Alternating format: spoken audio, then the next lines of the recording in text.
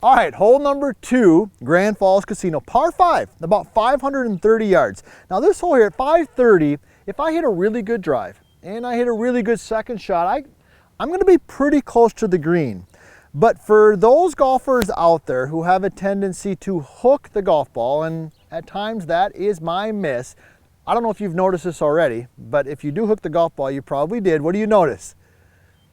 We got OB on the left. So when I get to a hole like this, oddly enough, this gives me a little bit of the jitters because my miss can be a hook. Now, why am I talking about that in this playing lesson? Because every one of us has a particular miss or shot that we hit typically when we don't hit the golf ball very well. Now, I mean, I know a lot of you out there, you slice the golf ball.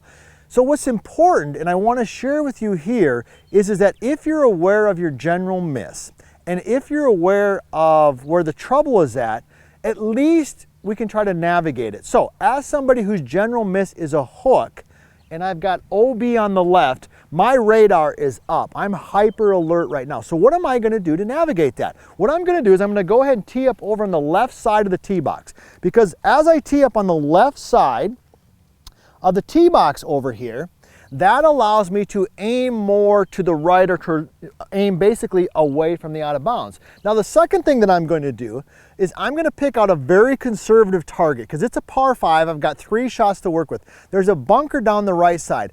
I'm going to try to move this golf ball just a little bit to the inside. So I've teed up on the left side so I can aim away from the out of bounds.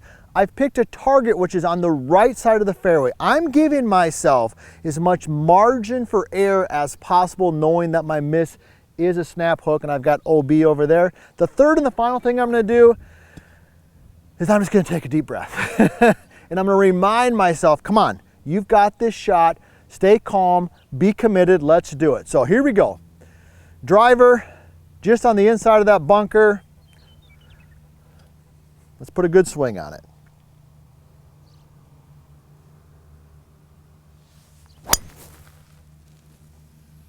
All right, I hung it a little bit because I was still just a little uncommitted to it, and it's, okay, looks like it came just to the right of the bunker. Now, not my best shot. However, it's in play, it's a par 5, I've got a couple shots to work with. Let's head on up there and see what we got. All right, that's kind of what I thought. It ended up a little bit to the right of the bunker here. Gonna be interesting. This is why we love doing these, because we're getting shots that we don't get on the driving range. So let me go ahead and see what I've got here. Okay, I got about 305. Obviously I can't get there, so I brought my 6-iron and my 7-iron. What I'm gonna do here is I'm just gonna try to get the ball back in the fairway and leave myself about 100 yards, because I like a 100-yard shot. That's something that I'm very comfortable with because I practice it a lot. So I'm gonna go with my 6-iron.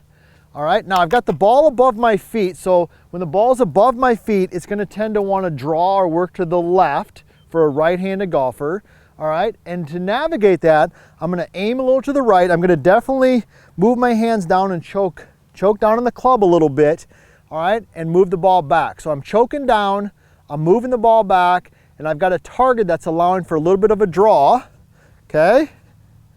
And I'm just gonna see if I can get this somewhere down in the fairway. I've got a wide stance. You can see this is difficult because I'm closer to the edge than I thought. So I'm going wider stance, and I'm just gonna put an arm swing on this. No big turn, no big pivot.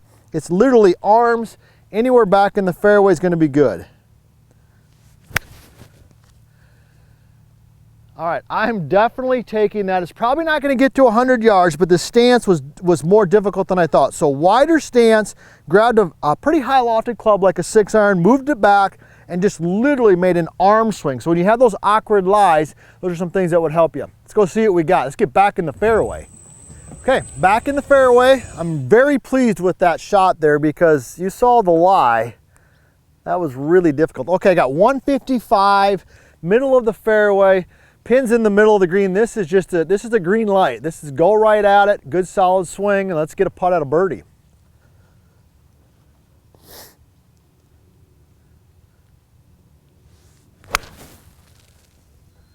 I tugged it a little bit. I got the pulls going here early with these irons. Okay, we'll take it. All right, I did tug it a little bit. I've got the lefts going a little bit here early, but I'll take this pretty close to pin high. I'm walking it off as I've always suggested in this series of lessons we're doing on the golf course to get a feel. Use your feet. Use your feet. Your feet are a great resource for you to get a sense of what the putt's going to do. I can definitely feel like I'm walking back uphill now. So I'm feeling it both ways, when I'm walking towards the hole and when I'm walking back. All right, much like the first hole, I'm going to try to find a spot to roll the ball over. So I've got an old cup out there that I can picture. I'm just going to try to roll the ball over that, let it die down into the hole. If it happens to fall in, great. If not, I'm going to take my 2-putt and move on.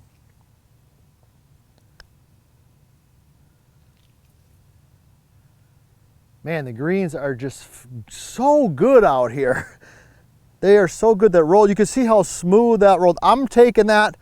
Definitely a good putt there for me. So I'll tap that in for a 5. Now, a couple good lessons that we learned on this particular hole. This is one of my favorite ones we've done so far. We talked about the tee box, being aware of the miss. Those white stakes, they were scary for somebody who hits a hook. But I picked a good target. I reinsured myself with some confidence, all right? Had that second shot that was really an awkward lie, but I didn't try to go crazy, didn't go Superman on it. Took out a 6-iron, made an arm swing, got it back in the fairway. Third shot pin high, made 2 putts, I made a par. I'm taking that because I did not hit the fairway.